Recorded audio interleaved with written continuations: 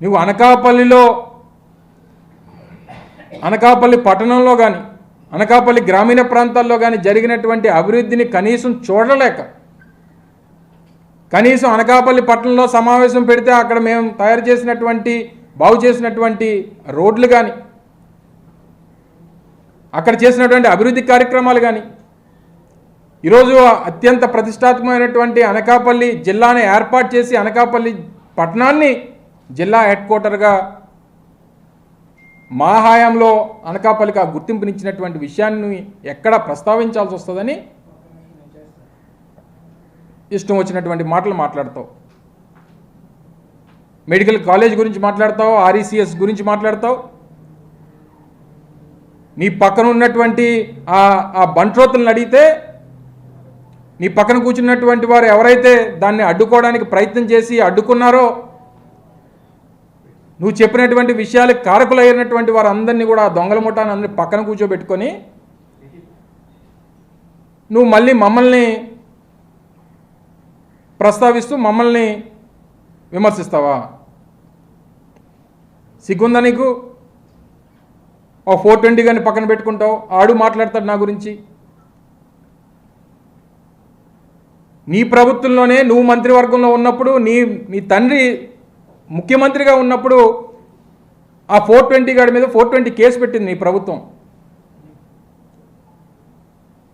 మా అనకాపల్లి మాజీ శాసనసభ్యుడి మీద 420 కేసు ఆ ప్రభుత్వంలో అధికార పార్టీ ఎమ్మెల్యే మీద నీ ప్రభుత్వం 420 కేసు పెట్టిన 420 గాడిని పక్కన కూర్చోబెట్టుకొని నువ్వు కూడా మాట్లాడితే, ఆ 420 గాడు వచ్చి నా గురించి మాట్లాడితే, వాడు కూడా నా గురించి మాట్లాడేటువంటి పరిస్థితిలో ఉన్నాడంటే ఏం చెప్పమంటారు? నేను పాలు తాగి పెరిగితే ఆడు సారా తాగి పెరిగాడు, ఆడు కూడా నా గురించి మాట్లాడితే ఏం మాట్లాడమంటారు? నన్ను సారా కాసుకొని అమ్ముకున్న నా కొడుకులు కూడా నా గురించి, నా కుటుంబం గురించి, నేను ఇప్పుడు కూడా ఛాలెంజ్, ఇక్కడే ఉన్నాడు కదా ఆ మనిషి, ఎక్కడ మాడుగులు ఎక్కడ తిరుగుతున్నట్టున్నాడు.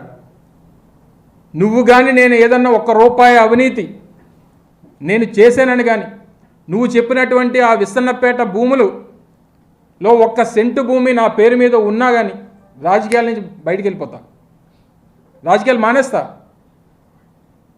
నువ్వు దత్తత తెచ్చుకున్నాడు, నీ పవన్ అన్నే వెళ్ళి ఏం పీకలేకపోయాడు? వెళ్ళాడు కదా, ఓ రోజంతా సమయం వృధా ప్రయాసం వచ్చుకొని విస్తన్నపేట వెళ్ళి ఏం మాట్లాడాడు, ఏం రుజువు చేశాడు? మీరు కూడా వెళ్ళారు కదా. చెప్పనండి, ఇదిగో ఈ ప్రభుత్వ భూమిని అమర్నాథ్ రాయించేసుకున్నాడని కానీ, లేదా ఈ ప్రభుత్వ భూముల్ని పలానా బినామీల పేర్ల మీద పెట్టేసాడు కానీ చెప్పమనండి.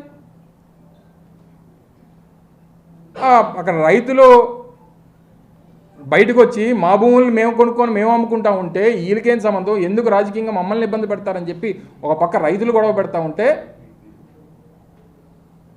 వారి గురించి మాట్లాడడం మానేసి నువ్వు ఏదో అమర్నాథ్ మీద బురద జల్లేస్తే, అమర్నాథ్ మీద ఓ 4 వచ్చాం కాబట్టి, అనకాపల్లిలో వచ్చాం కాబట్టి 4 విమర్శలు చేసేస్తే ప్రజలు నమ్మేస్తారనుకుంటే నీ అమాయకత్వం.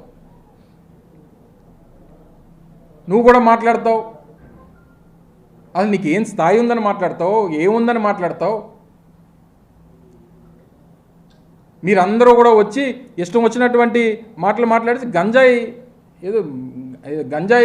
మాఫియా చేస్తున్నాను, డ్రగ్ మాఫియా చేస్తున్నానని అంటాడు. ఎంత అన్యాయం అండి ఇది? నీ పక్కన వైజాగ్ వీరప్పని నీ పక్కనే కూర్చోబెట్టుకున్నావు. మీ అయ్యన పాత్రుడు గంజాయి డాన్ అని చెప్పి మీ పార్టీలో ఉన్నటువంటి గంటా శ్రీనివాసరావు గారు చెప్పలేదా? గంటా శ్రీనివాసరావు ఒక సందర్భంలో విశాఖపట్నంలో ఆయన మంత్రిగా ఉన్నప్పుడు, మీ ప్రభుత్వం అధికారంలో ఉన్నప్పుడు చెప్పలేదా ఆ మాట? గంజాయి డాన్లని, వైజాగ్ వీరప్పల్ని అందరినీ కూడా నువ్వు పెట్టుకొని పక్కన, నువ్వు మమ్మల్ని అంటున్నావు, పక్కన 840ని 1680ని పక్కన పెట్టుకొని. సరే, నీ తండ్రి అంటే ఇంక అడగక్కర్లా, నువ్వు వెళ్ళి అద్దంలో చూసుకుంటే నీ తండ్రే కనబడతాడు. ఇద్దరికి పెద్ద తేడా లేదు. ఏదో సామెత చెప్పినట్టు మీరందరూ కూడా వచ్చి మాలాంటి వాళ్ళ మీద విమర్శలు చేసేసి ఉత్తరాంధ్ర మీద ఉద్ధరించేసినట్టు.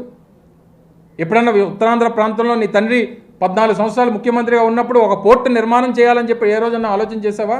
నేను మంత్రిగా ఉన్నప్పుడు, నేను పరిశ్రమల శాఖ మంత్రిగా ఉండి ముఖ్యమంత్రి గారి చేతుల మీదుగా శ్రీకాకుళంలో మూలపేట పోర్టుకి శంకుస్థాపన చేయించి పెద్ద ఎత్తున పనులు జరుగుతూ ఉన్నాయి. రమ్మనండి, నీకు కావాల్సినటువంటి ఛానల్స్ తీసుకుని రా. ఎంత త్వరితగతిన పనులు జరుగుతూ ఉన్నాయి చూపిస్తాం. నేను మంత్రిగా ఉండగా ఉత్తరాంధ్ర ప్రాంతంలో రేపు రాష్ట్రానికి భవిష్యత్ కాబోతున్నటువంటి ఉత్తరాంధ్ర ప్రాంతానికి ప్రతిష్టాత్మకమైనటువంటి భోగాపురం ఇంటర్నేషనల్ ఎయిర్పోర్ట్ శంకుస్థాపన చేయించింది మేము. మొన్న మీరు వచ్చారు కదా, మీరు అందరూ కూడా మిమ్మల్ని అందరూ కూడా తీసుకెళ్ళాం.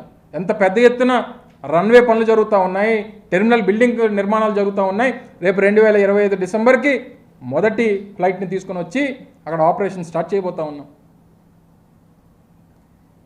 ఉద్దానవన్స్ దగ్గర నుంచి, మెడికల్ కాలేజ్ దగ్గర నుంచి, ఇంజనీరింగ్ కాలేజీల దగ్గర నుంచి, ట్రైబల్ యూనివర్సిటీల దగ్గర నుంచి, అదాని డేటా సెంటర్లు కానీ, ఇన్ఫోసిస్ లాంటి ప్లాంట్లు కానీ, లేదా యొకోహోమా టైర్ కంపెనీ కానీ, బల్క్ డ్రగ్ పార్కులు కానీ, రేపు ఎన్టీపీసీకి సంబంధించినటువంటి గ్రీన్ హైడ్రోజన్ హబ్బులు కానీ అంటాడు. నేను మంత్రిగా ఉండుంటే 100 లెటర్లు రాసి ఇచ్చాను, ఉద్యోగాలు ఇచ్చేస్తారని అంటాడు. లేఖలు రాస్తే ఉద్యోగాలు రావు, ప్రతిభ ఉంటే ఉద్యోగాలు వస్తాయి. ఎంతమందికి ఇచ్చావు నువ్వు? లేఖలు ఇచ్చిస్తే ఎంతమంది ఉద్యోగాలు ఇచ్చారు చెప్పు? మనమే పెద్ద మేధావి, మళ్ళీ నువ్వు ఆయన మంత్రిగా ఉంటే లేఖలు రాసి ఇచ్చేస్తానంటే ఉద్యోగాలు ఇచ్చేస్తారట.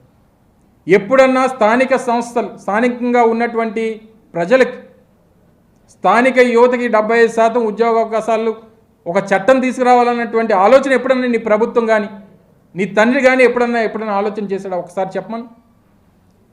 ఈరోజు ప్రభుత్వం, వైఎస్ఆర్ కాంగ్రెస్ పార్టీ ప్రభుత్వం అధికారంలోకి వచ్చిన తర్వాత